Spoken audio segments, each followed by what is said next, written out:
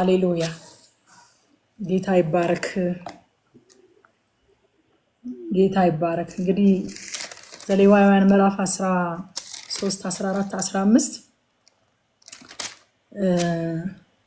ዛሬ የምንዳስሰው የእግዚአብሔር ቃል ክፍል ነው እና ስታነቡት ስታዩት መቼስ እጅግ በጣም የሚደንቅና እጅግ በጣም ውስብስብ ያለ በቃ በጣም ምንድነው ከዚህ ውስጥ አሁን ምንድነው ማወቅ ያለብን የሚያስብል መጽሐፍ ነው። ግን እኔ እስካሁን ዘሌዋውያንን ስናጠና ምዕራፍ 13 እንደነካኝ እስካሁን እኔ እንጃ በለጠብኝ። ያው የእግዚአብሔር ነገር መቼስ የትላንትናው መልካም አልነበረም ማለት አይደለም።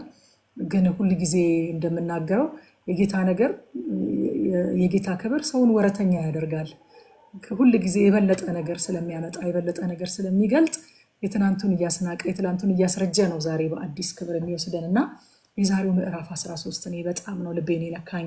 ከለምጽ የመንጻት ስርዓት ነው። እንግዲህ ምዕራፍ 13 እንዳያችሁት መጽሐፍ ቅዱስ ላይ በነገራችን ላይ የተጠቀሰው ለምጽ ዛሬኛ ለምጽ ብለን የምናውቀው አይደለም። ምናልባት ዶክ በዚህ ረዳኝ ይሆናል። ግን ምልክቶቹን ስናያቸው በቀላሉ ማወቅ እንችላለን። ዛሬ ለምጽ ተብሎ የምናውቀው የቆዳን ከለር የሚቀይረው አይነቱ ሳይሆን እንደውም የዕብራይስጡ ቃል ሻጋታ የሚል ትርጉም ነው ያለውና ለየት ያለ ነው። ፈሳሽ አለው፣ የሚያዥ ነገር አለው፣ ለየት ያለ ነው። ምናልባትም ምን አይነት በሽታ እንደሆነ በእርግጥ ስሙ ባይታወቅም የዕብራይስጥ ቃሉ ሻጋታ የሚል ነው እና ሃይሊ ኮንታጂየስ በንክኪ በጣም በፍጥነት የሚተላለፍ ስለሆነ ፊዚካሊም በጣም ከባድ በሽታ ነበረ። ከዛ ደግሞ ስፒሪቹዋልም እንደዛ ከባድ በሽታ ነው ማለት ነውና በጣም አደገኛና በፍጥነት የሚስፋፋ እንዲሁም በንክኪ የሚተላለፍ የቆዳ በሽታ እንደነበረ ብቻ ይታወቃልና ለምጽ ሌላው ክፋቱ ከአደገኛነቱ ከመስፋፋቱ ቶሎ ከመተላለፉ ምናምን በላይ ደግሞ በጣም አደገኛ የሚያደርገው በቀጥታ የኃጢአት መገለጫ ነበረ ለምጽ። ምንድነው ከኃጢአት ጋር የሚያመሳስለው ነገር ካላችሁ፣ አንደኛ በጥቂት ጀምሮ እየተስፋፋ የሚሄድ መሆኑ ከኃጢአት ጋር ያመሳስለዋል። የኃጢአት ምሳሌ ነው ለምጽ በመጽሐፍ ቅዱስ። በጥቂት ይጀምርና ልክ እንደ ኃጢአት ሲጀምር እኮ በትንሽ ነው አይደል የሚጀምረው?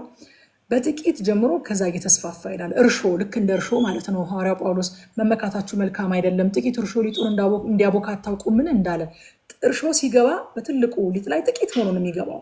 ከዛ በኋላ ግን እየበዛ ይሄዳል ማለት ነው። ስለዚህ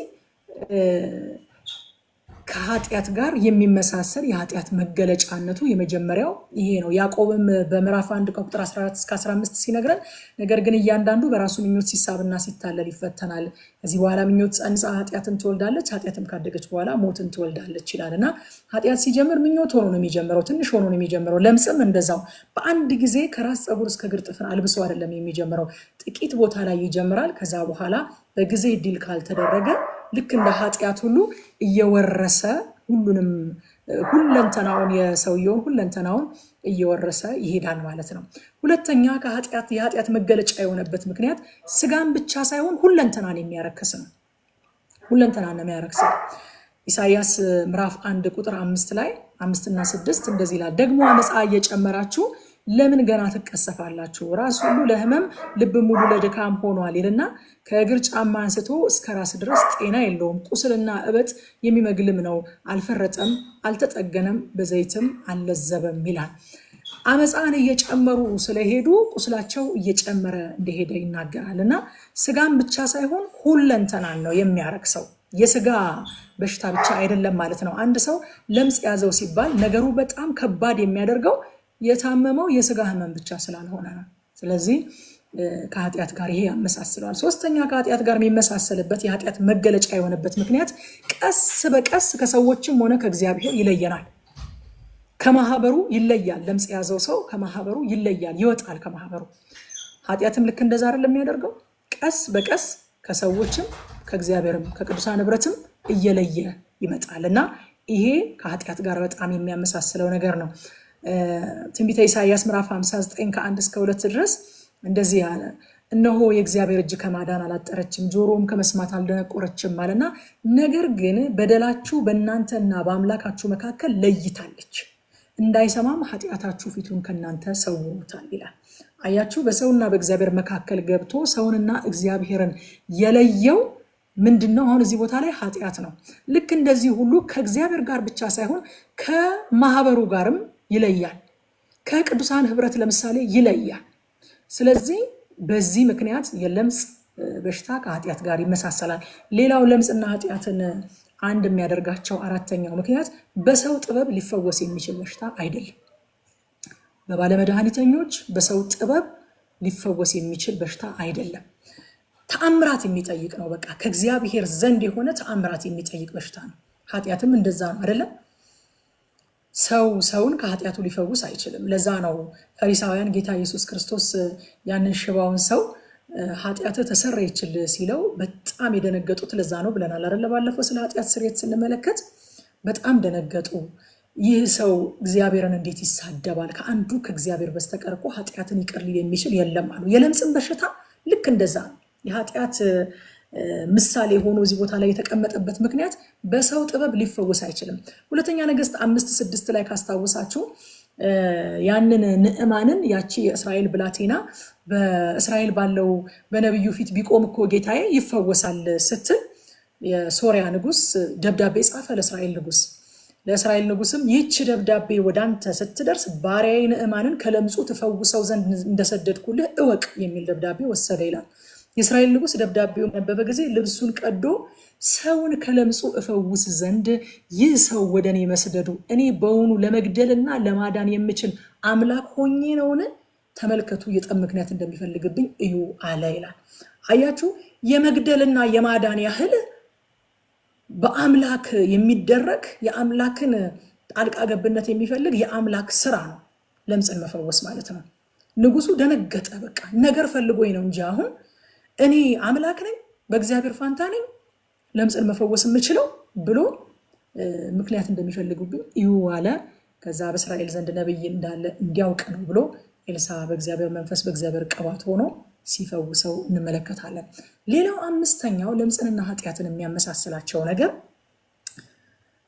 ይሄ ዲሴንስታይዝ መሆን፣ መደንዘዝ፣ ስሜት አልባ መሆንን ያስከትላል። ለምጹ የወጣበት ቦታ ከዛ በኋላ ምንም አይነት ነገር ቢመታው ቢያቃጥለው የሆነ ነገር ልትቆነጥጡት ብትሞክሩ እዛ ቦታ ላይ ሰውነቱ የዛ ሰው ይደነዝዛል። ስሜት አልባ ይሆናል። ስሜት አልባ ሲርድ ይሆናል። ይሄ በእሳት እንደተቃጠለ ጢሞቴዎስ ላይ እንዳየነው ማለት ነው። መንፈስ ግን በግልጥ በኋለኛ ዘመናት አንዳንዶች የሚያሰቱ መናፍስትና በውሽተኞች ግብዝነት የተሰጠውን ያጋንንትን ትምህርት እያደመጡ ሃይማኖትን ይክዳሉ ይላል ብሎ በገዛ ሕሊናቸው እንደሚቃጠሉ ደንዝዘው እንደሚለው ማለት ነው። ሕሊናቸው ይሄ በእሳት የተቃጠለ ቦታ ከዛ በኋላ ምንም ሲነካው ምንም እንደማይመስለው። እንዴት ነው እህቶች አሁን ብዙ ጊዜ የጋለ ድስት፣ የጋለ ማንቆርቆሪያ፣ የጋለ ነገር ብቻ ከእሳት ላይ በእጃችን ማውረድ የለመድን እህቶች አንዳንድ ጊዜ ፍም ራሱ ብድግ አድርገን እንደዚህ ማጨሻ ላይ ቁጭ የምናደርግ እህቶች አለን። እጃችን በቃ እንትን ሆኖ ደንዝዞ እኮ ነው። እሳቱ ማያቃጥል ሆኖ የእሳቱ ኃይል ቀንሶ ሳይሆን እኛ ግን ከጊዜ ብዛት የእጃችን ይሄኛው ፓርት ደንዝዞ ብድግ አድርገን ፍም እሳት አንስተን የሆነ ቦታ ላይ የምናስቀምጥበት ሁኔታ ይፈጠራል። ሴንሲቲቪቲውን አጥቶ ነው። ከምን ብዛት ከመቃጠል ብዛት ሴንሲቲቪቲውን ስላጣ ማለት ነው እጃችን። ልክ እንደዛው ለምጽ እንደዛ የማድረግ ባህሪ አለው። ለምጽ ብቻ ሳይሆን ኃጢአትም እንደዛ የማድረግ ባህሪ አለው። ኤፌሶን ምዕራፍ 4 ከ18-19 እነርሱ ባለማወቃቸው ጠንቅ፣ መጀመሪያ ባለማወቃቸው በልባቸውም ደንዳናነት፣ ከዛ የልብ ደንዳናነት መጣ፣ ከዛ ልቦናቸው ጨለመ፣ ከእግዚአብሔርም ሕይወት ራቁ ይላል። አለማወቅ ደንዳናነትን አመጣ፣ ደንዳናነት ጨለማን አመጣ፣ ጨለማ ደግሞ ከእግዚአብሔር ሕይወት እንዲርቁ አደረጋቸው።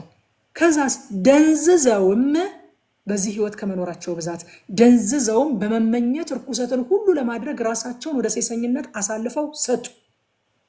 አሁን ሴሰኝነት የሆነ አድርገውት የሚጸጸቱበትና ሊላቀቁት የሚመኙት ድካም ሳይሆን በቃ የሚመኙትና ሴሰኝነትን ርኩሰትን ሁሉ ለማድረግ ራሳቸውን አሳልፈው የሚሰጡ ሆነዋል። ደንዝዘው ማለት ነው። እና ለምጽ የኃጢአት መገለጫ የሆነበት ምክንያት ልክ እንደ ኃጢአት የማደንዘዝ ስሜት አልባ የማድረግ ባህሪ ስላለው በኃጢአት ተመስሏል ማለት ነው። እዚህ ቦታ ላይ ካህኑ የመለየት ስራ ነው የሚሰራው። ካያችሁት ካህኑ ያያል የሚል በጣም ብዙ አንብቤ ያለሁኝ። ካስተዋላችሁ የመለየት የማየት ይለየዋል። ለምጽ ነው ለምጽ አይደለም፣ እርኩስ ነው ንጹህ ነው፣ እርኩስ ነው ንጹህ ነው እያለ የመለየት ስራ ነው የሚሰራው። ከዚያ እርኩስ ነው ወይም ቅዱስ ነው ይለዋል ማለት ነው። የአዲሱ ኪዳን ካህን ግን የመለየት ስራ ሳይሆን የሚሰራው እንነጻ ዘንድ ይወዳል። ሃሌሉያ ሃሌሉያ። እኔ መቼም በቃ በጣም አሁን ዛሬ ከምናጠናው ክፍል በጣም ልቤን የነካኝ አልኳት ለልጄ። ምዕራፍ 13 አልኳት። ስለምንድን ነው አለችኝ። ከለምጽ የመንጻት ስራ ስላት፣ ማሚ እኔ እኮ መጠየቄ ነው ይገርመኝ፣ አንቺን የማይነካሽ የትኛው ነው አለችኝ። አይ ይሄኛው ይለያል አልኳት። ጌታ ኢየሱስ ክርስቶስ በምድር ላይ ሲመላለስ ካገለገላቸው አገልግሎቶች እኔ በቃ እንደዚህ አገልግሎት ልቤን የሚነካው አገልግሎት የለም። ልቤንም የማቴዎስ ወንጌል ምዕራፍ 8 ከ2-3 ድረስ ያለውን እናንብብ። በጣም ልቤን የሚነካኝ አገልግሎት ነው። እነሆም ለምጻም ቀርቦ ጌታ ሆይ ብትወድስ ልታነጻኝ ትችላለህ እያለ ሰገደለት ይላል። እጁንም ዘርግቶ ዳሰሰውና እወዳለሁ ንጻ አለው። ወዲያውም ከለምጹ ነጻ ይላል። እኔ በቃ ይሄ ነፍስ አይቀርልኝም፣ ልነግራችሁ አልችልም እንዴት ልቤን እንደሚያቀልጠው፣ እንዴት ጌታን በልዩ ዳይሜንሽን እንድተዋወቀው እንደሚያደርገኝ፣ እንዴት ጌታ ለሁለንተናችን የሚጠነቀቅ ለሁለንተናችን የሚጨነቅ ሁለንተናዊ ፈውስ ሊሰጠን የሚወድ አምላክ እንደሆነ፣ ሁሉ ነገራችን ግድ የሚለው አምላክ እንደሆነ የሚያሳየኝና ኢየሱስን ይበልጥ እንደወደው የሚያደርገኝ በምድር ላይ ካገለገላቸው አገልግሎቶች እንደዚህ አገልግሎት እጅግ በጣም የሚያስደንቀኝ አገልግሎት የለም። ምዕራፍ 13ን ስታነቡት እንደው የመወሳሰቡ በለምጽ ጉዳይ እግዚአብሔር የሰጣቸው ሕግጋቶች ሲሪየስነታቸው፣ በጊዜው የነበረው የለምጽ በሽታ ክብደት ለመንፈስም ለስጋም ለአእምሮ እንዴት ከባድ በሽታ እንደሆነ የአሁኑ ለምጽ አይደለም ብያችኋለሁ። ኢንፋክት የዕብራይስጥ ቃሉ ሻጋታ ነው የሚለው። አይዶን ነው ምን አይነት ሻጋታ እንደሆነ። በሰው ሰውነት ላይ ይወጣል፣ በግርግዳ ላይ ይወጣል፣ ቤትን ይበክላል፣ ሰውነትን ይበክላል፣ ልብስ ላይ ሁሉ ይወጣል። ምን አይነት በሽታ እንደነበረ እኔ አላወቅኩኝም። ያው የቃል ጥናት ቢሆን የያዝነው እያንዳንዱን ቃል ለመፍታት ሞክር ነበረ፣ ግን ይሄ መጽሐፍ ዳሰሳ ስለሆነ በዛ ጥልቀት መሄድ አልቻልኩኝም። ግን በጣም ባወቅኩት ልክ ራሱ ምዕራፍ 13 ላይ ያለ ውስብስብነት ከለምጽ በሽታ ለመንጻት የለምጽ በሽታ ክብደት እግዚአብሔር እንዴት አክብዶ እንዳስቀመጠው፣ ካህኑ እንዴት አክብዶ እንደሚያየው፣ ለምጽ ያለበት ሰው እናንተ እንዴት እንደሚያሳዝን፣ ልብሱ የተቀደደ ይሁን፣ ከዛስ አፍንጫውን ጭንቅላቱን በነጠላ ሸፍኖ እርኩስ ነኝ እያለ ከተማ ውስጥ ይሂድ። ምን አይነት በቃ አዋራጅ፣ ምን አይነት ሂዩሚሊየት የሚያደርግ በሽታ ነው። የስጋ እኮ ብቻ አይደለም ህመሙ፣ መንፈሱ ታሟል ይሄ ሰውዬ፣ ነፍሱ ታሟል ይሄ ሰውዬ፣ ኢሞሽናሊ ዳሜጅድ ሆኗል፣ ስነ ልቦናው ተሰብሯል። አስቡት ይህንን ሰው። ስጋው ብቻ አይደለም የቆሰለው፣ ፊዚካል ፔን ብቻ አይደለም ያለበት፣ ምን አይነት የስነ ልቦና ስብራት ነው የሚደርስበት ለምጽ የወጣበት ሰው።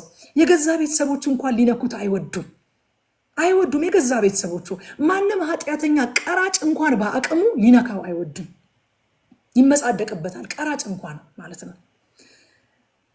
ራባይ እኮ ነው ኢየሱስ። አምላክነቱን ተውት።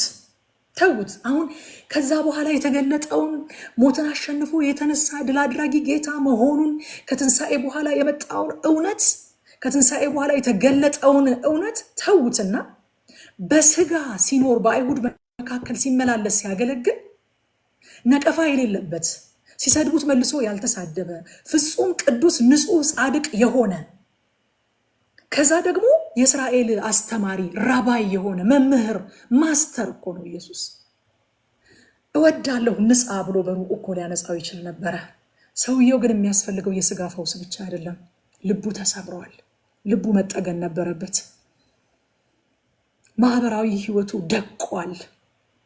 ሰው ርቦታል። የሰው እጅ ርቦታል። ሰው በሰው መነካት እንደሚፈልግ ታውቃላችሁ። እንደዛ ነው የተፈጠርነው። በቃ ሰው ሲያቅፈን፣ ሀዘን ላይ ሆነን እኮ ሰው ሲያቅፈንና ሲነካን እንጽናናለን። እንደዛ ስለተፈጠረን እኮ ነው ታውቃላችሁ። እንደዛ ነው። ሰው እንዲነካን እንፈልጋለን። ከዚህ በፊት አንድ ጊዜ የተደረገ ቻይና ውስጥ የተደረገ ጥናት ሰምቼ ነበረ። ልጆች ተወልደው የታቀፉና ያልታቀፉ ልጆች በጤናቸው ላይ ምን አይነት የጤና ልዩነት እንደመጣ ማለት ነው። መታቀፍን እንዴት እንደሚፈልጉ፣ ቆዳ ለቆዳ መነካካትን ልጆች እንዴት እንደሚፈልጉ በህይወት ለመቀጠል ነው ብላችሁ ይሄ በህይወት ለመቀጠል ህፃናት ከተወለዱ በኋላ ከቆዳችሁ ጋር ተነካክተው ከሰው ቆዳ ጋር ተነካክተው መታቀፍ አለባቸው። ሰው እንዲነካው ይፈልጋል። ለዛውም በአጋጣሚ እኮ አይደለም ያልተነካው፣ እየተጸየፉት እያባረሩት ከመንደር እንዲወጣ እያስገደዱት ርቆ የሚቆም ሰው ነው። ኢየሱስ ግን መጣና የሚፈልገው ፈውሱን ነው። ፈውሱን ሰጥቶት እኮ በርቁ መሄድ ይችል ነበረ። ግን ስለ ሁለንተናችን የሚጨነቅ ጌታ ስጋውን ብቻ ሳይሆን ስነ ልቦናውን ፈወሰለት። እኔ ነካሃለሁኝ አለው። እኔ ዳስሳ እኔ አላውቅም። በቃ እንዴት እንደሚነካኝ ይሄ ክፍል ልገልጽላችሁ አልችልም። በቃ የሆነ ለራበው ሰው ምግብ ከመስጠት ያልፋል። የሆነ ለታመመ ሰው የሆነ ፈውስ ስጋዊ ፈውስ ከመስጠት ያልፋል። መነካቱ አለመንካት ይችል ነበረ። ኢየሱስ ጭቃ ለውሶ አይን ቀብቶም ፈውሳል። ከዛ ደግሞ እይ ብሎም ደግሞ ሂድ በሰሊሆም ውሃ ታጠብ ብሎም ደግሞ አይንን አብርተዋል። በየትኛውም መንገድ መፈወስ ይችላል። አጋጣሚ አይደለም። ለምጻምን መንካት እንዴት ስትሪክትሊ የተከለከለ የሚያረክስ ነገር እንደሆነ እንግዲህ ምዕራፍ 13ን አሁን ይህንን ከተነጋገርን በኋላ ክብደቱን የለምጽን ክብደት ማወቅ ከፈለጋችሁ የኢየሱስን አገልግሎት ካያችሁ በኋላ አሁን ሄዳችሁ አንብቡት። የበለጠ ኢየሱስን ትወዱታላችሁ። እንዴት ስትሪክትሊ ከለምጻም ጋር መነካካት እንደተከለከለ ማለት ነው። ዳሰሰውና ይላል አላስፈላጊ ነበረ። ለፈውሱ ምንም ያን ያህል ኢምፖርታንስ አልነበረም፣ ለስጋዊ ፈውሱ። ልቡን ግን ፈወሰው። ሲነካው እኔ ያንን ሰው ብሆን ብዬ አስባለሁ። ለረጅም ጊዜ ሰው አይነካኝም፣ ከሰው ጋር መገናኘት አልችልም፣ ሰው ሊጠጋኝ ሲል ገና ከሩቁ ሪስፖንሲቢሊቲ አለብኝ። ምን የማለት እርኩስ ነኝ እንዳትጠጋኝ። ሰው እኮ ሳያባረረኝ ነው ገና እኔ ራሴ ሰውን የማባረር ሪስፖንሲቢሊቲ አለብኝ። በዚህ ሁኔታ ለረጅም ጊዜ ኖሬ የሚጠጉት የሚቀረብ ጌታ እንዴት እንዳልፈራው እናንተ። ሰው አይቶ አይፍራን፣ በጌታ በኢየሱስ ስም በእውነት ሰው አይቶ አይፍራን። ይጠጋን እስኪ። ችግር ያለበት ሰው፣ ኃጢአት ያለበት ሰው፣ ድካም ውስጥ ያለ ሰው እውነት አይፍራን። እንደ ጌታ ይቅረበን፣ ይጠጋን። ቀረበው ይላል። ሌላ ሰው እኮ ሲቀርባቸው እንደዛ አይደሉም። ለምጽ ያለባቸው ሰዎች ትእዛዝ አለባቸው። እርኩስ ነኝ እንዳትጠጉኝ እያሉ የመሮጥ ግዴታ አለባቸው። ካለበለዚያ ሳይናገሩ እነሱ ያ ሰው ከነሱ ሳይሰማ በድንገት መጥቶ ቢነካቸው ተጠያቂ ናቸው። ስለዚህ ለራሳቸው ሲሉ እንዳይወገሩ ሲሉ እርኩስ ነኝ እያሉ ይጮሁ ነበር። ኢየሱስን ሲያየው ግን ፎር ሳም ሪዝን በቃ የሚቀረብ ጌታ ነው። አያስፈራም። ለኃጢአተኞች አያስፈራም፣ ለበሽተኞች አያስፈራም፣ ለሚፈልጉት አያስፈራም። አየውና ቀረበው ይላል። ኢየሱስን አይቶት ቀርቦ ጌታ ሆይ ብትወድስ ልታነጻኝ ትችላለህ እያለ ሰገደለት። እምነቱ ደግሞ እንዲደስ ይላል። ሰገደለት። እጁንም ዘርግቶ ዳሰሰውና እንደው ይህንን ቃል አትርሱት። በቃ ይሄ ነው የኛ ኢየሱስ። እኔ የማመልከው ሰው የሆነውን ኢየሱስ ነው። ይሄ ነው የኔ ኢየሱስ። በቃ የሆነ ሩቅ በሆነ ፕሮቶኮል የምቀርበው የሆነ ሴሪሞኒ ፈጥሬ የሆነ ነገር በቃ አትሞስፌር ክሬኤት አድርጌ የማናገረው ሳይሆን ከነ ለምጼ ከነ ምናምኔ መጥቼ ስሰግድለት እወዳለሁ የሚል ኢየሱስ ነው የኔ ኢየሱስ። ይሄ ነው። እኔ ይህንን የተከተልኩት።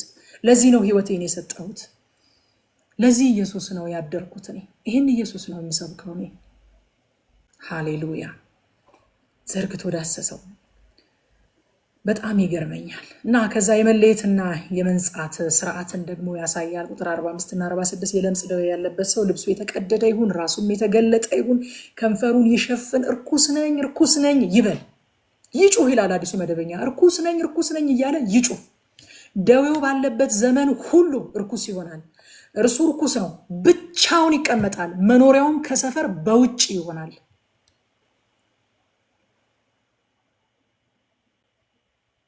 ቃላት ያጥረኛል። መኖሪያውም ከሰፈር በውጭ ማለት አካላዊ ህመሙ ከስነ ልቦና ህመሙ ጋር ሲነጻጸር በእውነት በጣም ቀላል። እናንተ በምትወዷቸውና በሚወዷቸው ሰዎች መካከል ሆናችሁ አይዞሽ እየተባላችሁ ቀና አርገው ውሃ እያጠጧችሁ አተኮሰሽ እያሉ እየነኳችሁ እየዳበሷችሁ ግርህልሽ ቆረጠመ እየተባላችሁ ፊዚካል ህመም እኮ እንድናጉረመርም ያደርገናል። ብቻው መታመሙ ሳያንስ መቁሰሉ ሳያንስ ይገለልና ብቻውን ይቀመጣል፣ እርኩስ ይሆናል። እርሱ እርኩስ ነው። እርኩስ ነኝ ይላል። ሰዎች ሳያውቁ እንኳን ሊጠጉት ሲመጡ ሉቃስ ወንጌል ምዕራፍ 17 ቁጥር 12 ላይ ካስታወሳችሁ ወደ አንዲት መንደርም ሲገባ በሩቅ የቆሙት 10 ለምጻሞች ተገናኙት ይላል። በሩቅ የቆሙት እኮ ወደ መንደር መግባት ስለማይችሉ ነው። ህጉ ምንድነው የሚለው? ብቻውን ይቀመጣል፣ መኖሪያውን በሰፈር ውጪ ይሆናል ይላል። ከመንደር ውጪ የቆሙት ለካ መግባት ስለማይችሉ ነው። እናንተ አሁን ይህንን ዘሌዋውያን 13ን ባናጠና በምን እናውቃለን? ለምንድነው ከመንደር ውጪ የቆሙት? በሩቅ የቆሙ 10 ለምጻሞች ተገናኙት ይላል። ሃሌሉያ! ውይ በኢየሱስ ስም በቃ ዛሬ እንደው 13ን ብቻ አጥንተን ራሱ አምልከን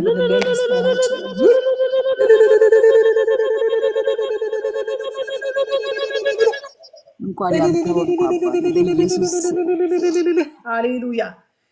እናንተ የማይገቡትን ወደ ሰፈር የማይገቡትን አንጽቶ አስገብቶ የማይወጣው እሱ በለምጻሞች ፈንታ ከሰፈር ወጣ። ይሄ ነው የሆነው ነገር እኮ። ወደ ሰፈር የማይገቡትን በርኩሰታቸው ምክንያት ወደ ሰፈር መግባት የማይችሉትን አነጻና እነሱን አስገባቸውና እሱ የማይወጣው ንጹሑ እነሱን ወክሎ ከሰፈር ወጣላቸው። ሃሌሉያ ሃሌሉያ! ለዛ ነው ዕብራውያን 13 ላይ ሊቀ ካህናት ቁጥር 11 እና 12 ሊቀ ካህናት ስለ ኃጢአት ወደ ቅድስት የእንስሶች እንደሚያቀርባል፣ ስጋቸው ግን ከሰፈር ውጭ ይቃጠላል። ስለዚህ ኢየሱስ ደግሞ በገዛ ደሙ ሕዝቡን እንዲቀድስ ከበር ውጭ መከራን ተቀበለ። እነሱን ከበር ወደ ውስጥ አስገባቸው፣ የማይገባቸውን ማለት ነው። ከበር ወደ ውስጥ አስገባቸውና እሱ ወጣ ከበር። ይሄ እኮ ነው በቃ ሁለተኛ ቆሮንቶስ ምዕራፍ 5 ቁጥር 21 ማለት እኮ ይሄ ነው። ኃጢአት ያላወቀውን እርሱን ስለኛ ኃጢአት አደረገው፣ እኛ በእርሱ ሆነን የእግዚአብሔር ጽድቅ እንሆን ዘንድ። እኛ ከበር ውጪ የነበርነው ወደ በር እንገባ ዘንድ፣ ወደ ውስጥ ወደ ሰፈር እንገባ ዘንድ፣ ባለ ሀገር ባለ ዘመድ ባለ ቤተሰብ እንሆን ዘንድ፣ ያንን ያጣነውን ሙቀት ያጣነውን ፍቅር እናገኝ ዘንድ እሱ ተተወ፣ ከሰፈር ወጣ። እኛን አስገብቶ እኛን ለማስገባት እሱ ከሰፈር ወጣ፣ ከሰፈር ውጭ መከራን ተቀበለ። በሕጉ መሰረት ለምጻምን የነካ ይረክሳል። ኢየሱስን የነካ ለምጻም ግን ይቀደሳል። ሃሌሉያ! ማንም ሰው ለምጻምን ቢነካ ለምጻሙን አይቀድሰውም። ለምጻሙ ግን የነካውን ሰው ያረክሰዋል። ኢየሱስ ግን ለምጻምን ሲነካ ኢየሱስ አይደለም ከለምጻሙ እርኩሰት የሚተላለፍበት፣ የኢየሱስ ቅድስና እርኩስ የነበረውን ለምጻም ይቀድሰዋል። ሃሌሉያ! ክብር ለኢየሱስ፣ አሜን። ክብር ለኢየሱስ። ስለ ለምጽ በሽታ ማንበብ አሁን ምኑ ነው ታዲያ ኢንተረስትድ የሆነው? ምኑ ነው የሚስበው? ምኑ ነው የሚነካው ካላችሁ በጣም ነው እንጂ የሚነካው። ብሉይ ኪዳንን አንብባችሁ ስትመጡ ነው እንጂ ይህንን የምታደንቁት፣ እንዴት ነካው ብላችሁ የምትደነቁት። እግዚአብሔር በነገራችን ላይ የሁለንተናችን አምላክ ነው። አንዳንድ ጊዜ ከምንኖርበት ያው ሶስተኛ ዓለም ላይ እንደሚኖር ሰው፣ በብዙ ችግር ውስጥ እንደሚኖር ሰው ከምንኖርባቸው ችግሮች ከሚገጥሙን ትልልቅ መከራዎች ተነስተን እግዚአብሔር ስለ ጥቃቅን ነገሮቻችን ግድ የማይለው ይመስለናል። ነገር ግን እግዚአብሔር የሁለንተናችን አምላክ ነው። ገና ዘፍጥረት ምዕራፍ 2 ላይ ካስታውሳችሁ አንስተነዋል። እግዚአብሔርም በአዳም ገነት በኤደን ገነት ለአዳምና ለሔዋን ምን እንዳደረገላቸው ታውቃላችሁ? ለመብላት መልካም የሆነውን ለማየትም ያማረውን ዛፍ ሁሉ አበቀለላቸው። ስለ ስሜታችን ግድ ይለዋል እግዚአብሔር። ከበላ ከጠጣ መቼ አነሰህ የሚል አባት አይደለም እግዚአብሔር። ስሜታችን ሲጎዳ አንደርስታንድ ያደርጋል። አዳምን ለማየት ለአይኑ ደስ እንዲለው አበቦችን ሰጠው። አይገርማችሁ? ደስ እንዲለን እኮ ነው አበቦች የበቀሉት። ደስ እንዲለን እኮ ነው። እንደዚህ የመልክዓ ምድሩን እዩት እስኪ። ከምንጠቀምበት እኮ ማንጠቀምበት ይበልጣል። ለምግብ ለምናምን ለዚህ ለሰርቫይቫል ከምንጠቀምበት የማንጠቀምበት ይበልጣል። ምንድነው ምክንያቱ? እግዚአብሔር ሆይ ብላችሁ እስኪ ቆም ብላችሁ ጠይቁ። ዘፍጥረት 2 ላይ እኮ ነግራችኋለሁ። ደስ እንዲላችሁ ደስ እንዲለን ይፈልጋል። ጌታን በእውነት መሞላቀቅ አይደለም። ወጥታችሁ ከዋክብትን አይታችሁ ጌታ ሆይ ሲያምሩ ደስ ሲሉ እንድትሉት ይፈልጋል እግዚአብሔር። ደስ እንዲላችሁን የፈጠራቸው። ስለ ስሜታችሁ ግድ ይለዋል። ልባችሁ ሲሰበር በሽታ ከተፈወሰ መቻነሰህ ብሎ የሚሄድ አምላክ አይደለም። የልብንም ስብራት ይጠግናል፣ ሐዘንን ያጽናናል። የኔ ኢየሱስ ይሄ ነው። ስለ ስሜቴ ግድ ይለዋል። ስገፋ ስገለል ሰዎች ሲጥሉኝ ከበላሽ መቻነሰሽ ከተፈወስሽ መቻነሰሽ አይለኝም። ሰው ሳጣ ሰው ይሆንልኛል። የሚዳስሰኝ ሳጣ ይዳስሰኛል። ማንም ሰው አልደካትም ባለ ሰዓት መጥቶ ይነካኛል።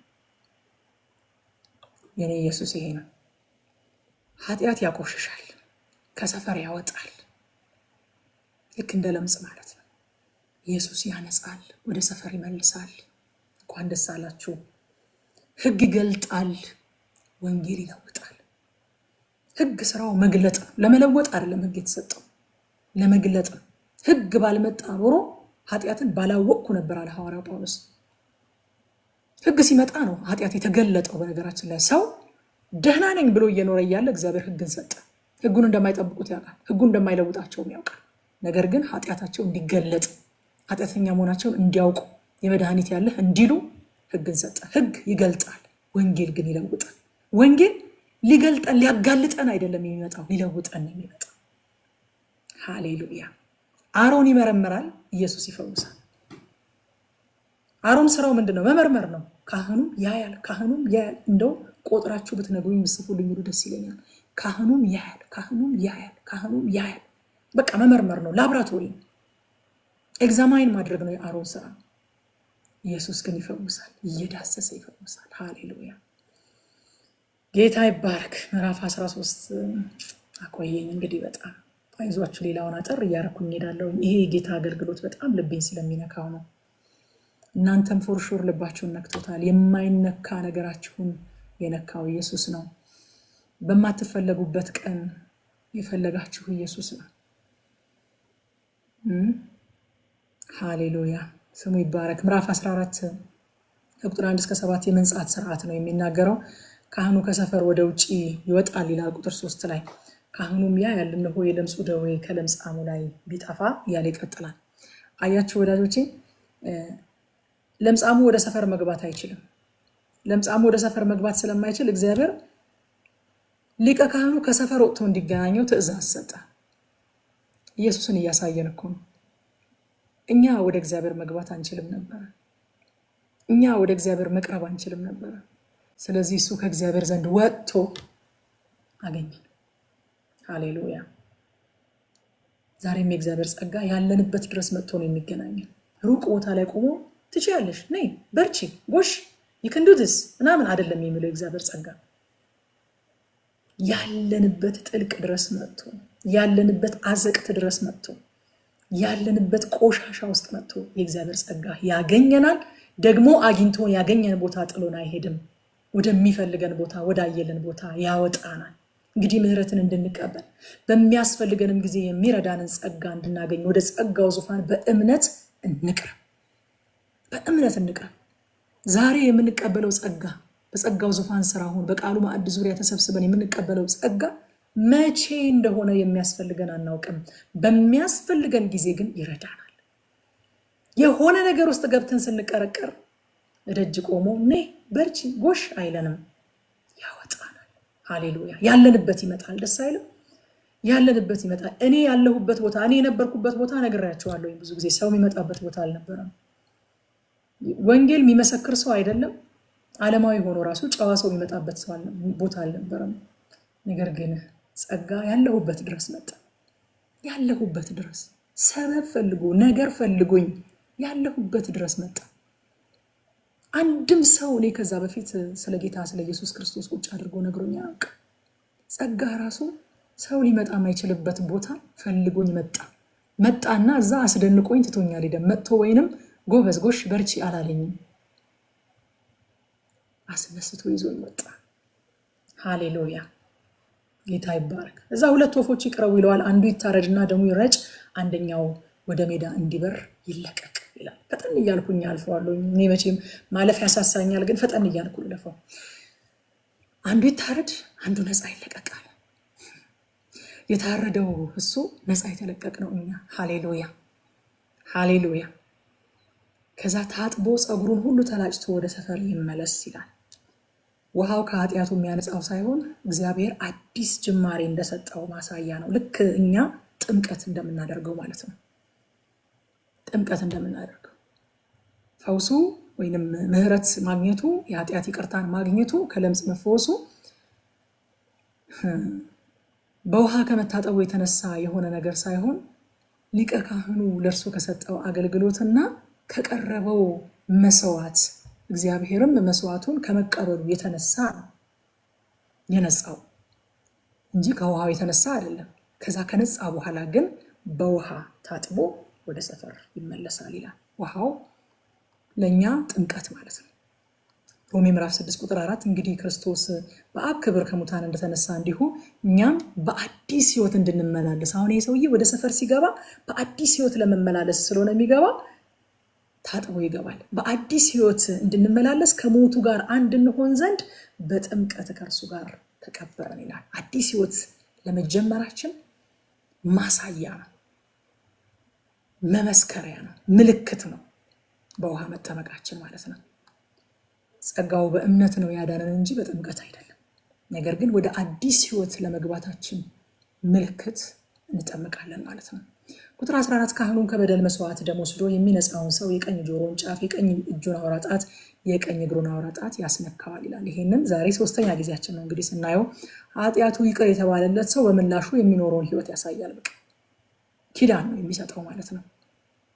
ከለምጽ የተፈወሰ ከኃጢአት ይቅር የተባለ አዲስ ሕይወት የተሰጠው ሰው ከሰፈር ወጥቶ የነበረ እግዚአብሔር በታላቅ ምሕረት ወደ ሰፈር የመለሰው ሰው የቀኝ ጆሮውን ጫፍ እሰማሃለሁ ሲል ይሰጣል።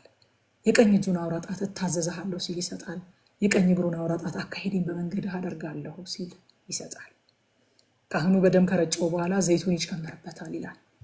ዘይቱ መንፈስ ቅዱስን ይወክላል። ደሙ ያነጻውን መንፈሱ ኃይል ያስታጥቀዋል ማለት ነው። አሁን በአዲስ ኪዳን ቁጥር 19 ካህኑም የኃጢአቱን መስዋዕት ያቀርባል፣ ከርኩሰቱ ለሚነጻው ሰው ያስተሰርይለታል፣ በኋላም የሚቃጠለውን መስዋዕት ያርዳል ይላል።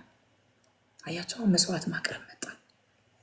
ከስርየት በኋላ ኢሚዲየትሊ የሚመጣው በቃ ሁሉ ጊዜ እንዳልኳችሁ ስርየታችሁን ስታስቡ የተሰራውን የተጠናቀቀውን የጌታ የኢየሱስ ክርስቶስን የመስቀል ስራ ስታስቡ መመረጣችሁን፣ መዳናችሁን፣ ማምለጣችሁን፣ ከሰይጣንና ከኃጢአት ባርነት ነፃ መውጣታችሁን፣ ዳግመኛ መወለዳችሁን፣ የእግዚአብሔር ልጆች መሆናችሁን፣ ወራሽ መደረጋችሁን፣ መጽደቃችሁን፣ መቀደሳችሁን እነዚህን ነገሮች ስታስቡ ከዛ በኋላ ፍልስፍና እንዴት ነው የሚመጣላችሁ?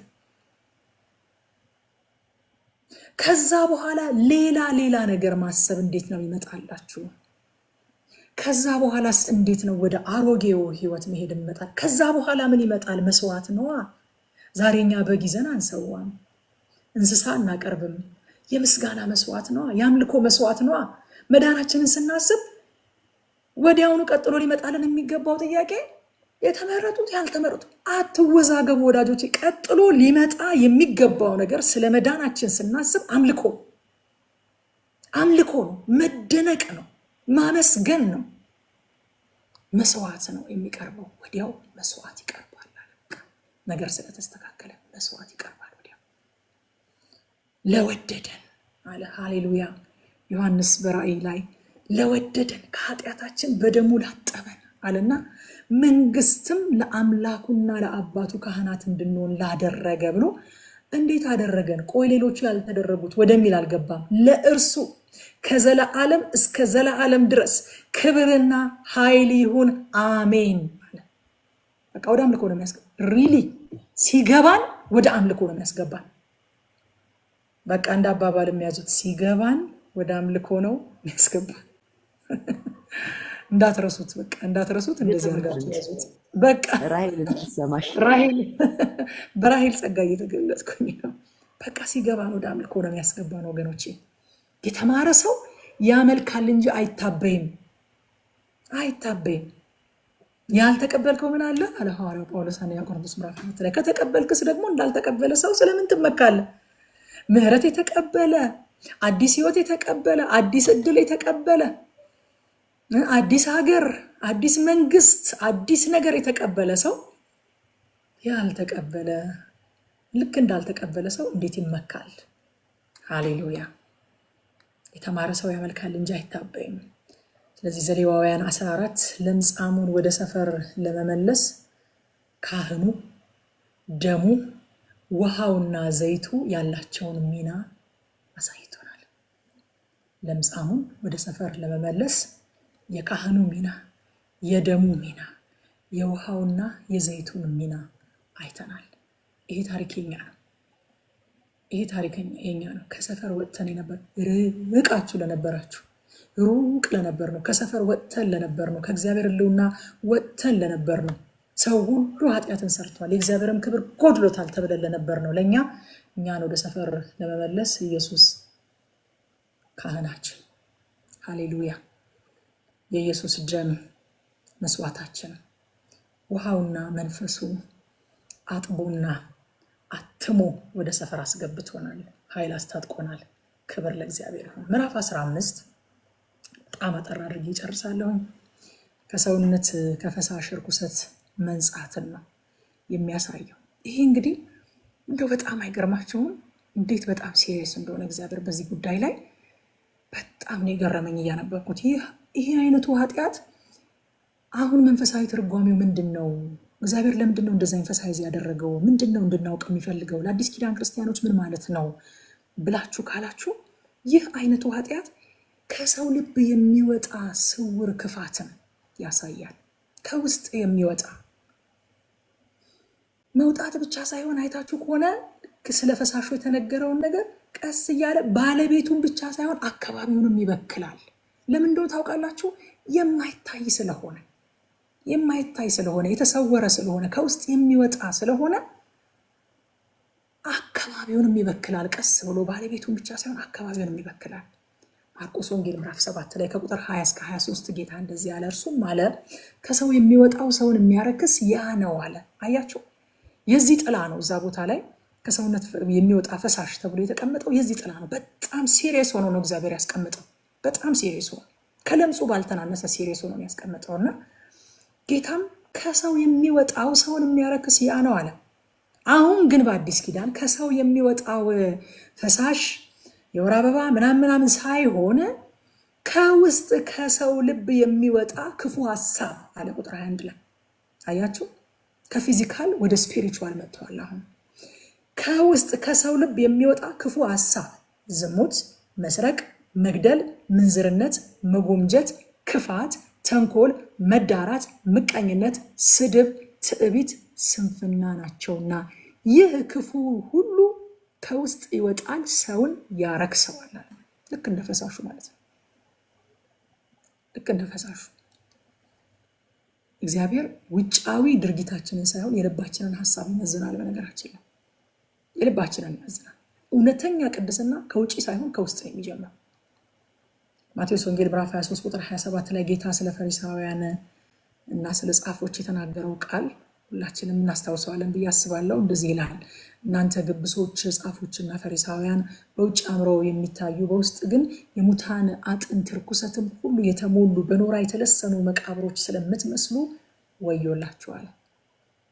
አያችሁ፣ ምዕራፍ 15 ስለ ውስጣዊ ርኩሰት ነው የሚያወራው። ከውስጥ ስለሚወጣ ርኩሰት ነው የሚያወራው። ጌታም እዚህ ቦታ ላይ የሚናገረው ስለ ውስጣዊ ርኩሰት ነው። ከላይ አያስታውቅም።